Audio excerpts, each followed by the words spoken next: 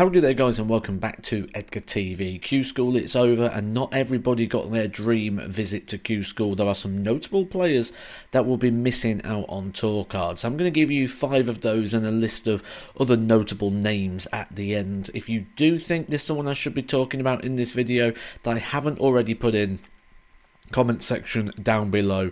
Let's have a bit of a communal discussion down there about who you think was a big miss and who will be a big miss on the Pro Tour. Now, if they have missed out on a tour card and you are new to darts, don't worry if your favourite isn't on the tour as such. They may still get Pro Tour matches. Now, how that works is through the Challenge Tour Order of Merit. If the players go to that and do well, they will then top up the Pro Tour when the full 1-to-8 quota is not complete. We have seen this system used by Scott Williams, Christian Kist in recent years, and they have managed to move on to play at the World Championship, so you may still even see them on the TV. But here are my 5 players who I think are going to be notable misses on the tour. The first one, the obvious one, Fen Sherk, for the media profile that she has, one of the most followed dart players on social media, and a lot of this comes down to the work that she did after getting a couple of wins at the Alexandra Palace a couple of years ago. I did think this might be her year, the women's match play champion from a year ago before Bo Greaves come and took that away from her.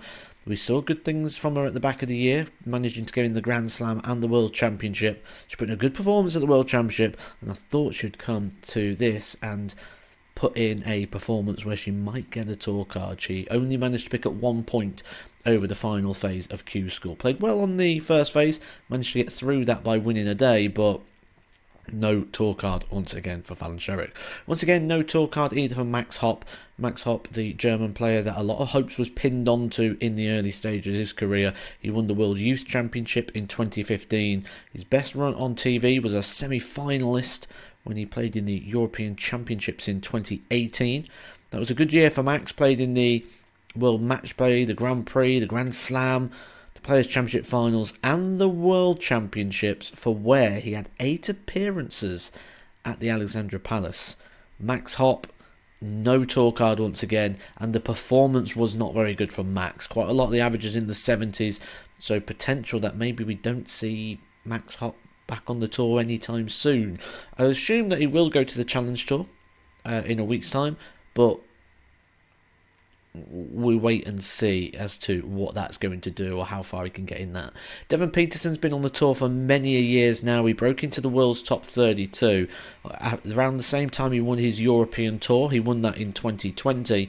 9 times played at the World Championship, 2-time UK Open quarterfinalist in 2015 and 2021. But his best, just like Max Hopp, was the European Championship in 2020 when he also reached the semi-final. For the first time in a long time, Devon Petersen does not have a tour card, and I think that could be a good thing for Devon. He's sort of struggled the last couple of years. He'll be able to come on to events like the Challenge Tour, the Super Series, get back to winning, and then maybe get back to playing well on the tour.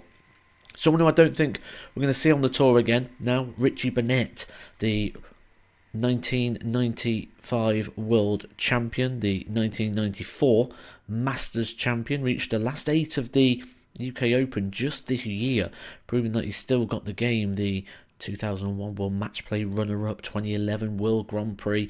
Now, these are achievements that are casting 30 years. Shows the longevity that Richie Barnett has got. But now Richie Barnett has come off the tour, that's now going to make him eligible to play in the World Seniors. I do expect that we're going to see Richie Barnett playing in the Seniors World Championship at the Circus Tavern in a month's time, as well as other events. So we may now even see more of Richie Barnett on the TV screens than we would have seen before had he kept hold of that PDC tour card. I think with these things in place, once he gets onto that system, I don't think he's come off it. I think we're going to see Richie Barnett a lot more on our screens now. Probably see him at the Super Series as well, but I don't think we're going to see him on the tour unless he gets Pro Tour call-ups off the Challenge Tour. I'd be surprised if we see him go to Q School again. I don't know this for a fact, I'm literally just purely speculating. Darius Labanowski, someone I have quite a bit of history with in regards to the World Championship. He played in 5 of them, and 2 of those he beat me in the first round from 19 to 23. In 2020 he reached a quarter-final.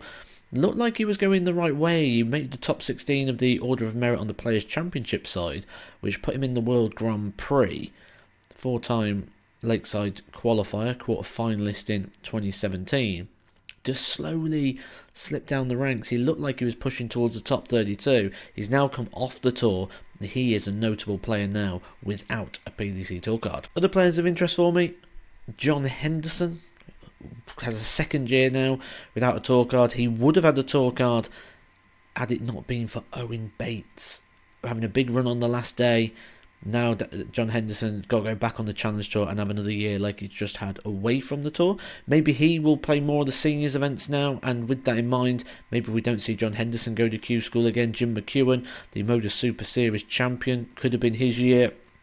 Darryl Pilgrim, if you watch the Modus, you'll know, big player, big averages. Last year had the best average of anybody in the world, 122, unable to get a card. Tev Everts drops off the tour after many years on there. Wesley Pazia continues to just fall short, the World Masters champion on the WDF. And Christian Kist, someone had a very good year last year as a Challenge Tour call-up, managed to get in the World Championship and the Players' Championship, but didn't manage to get the tour card. So another year for Christian Kist, the same way that he has had this year.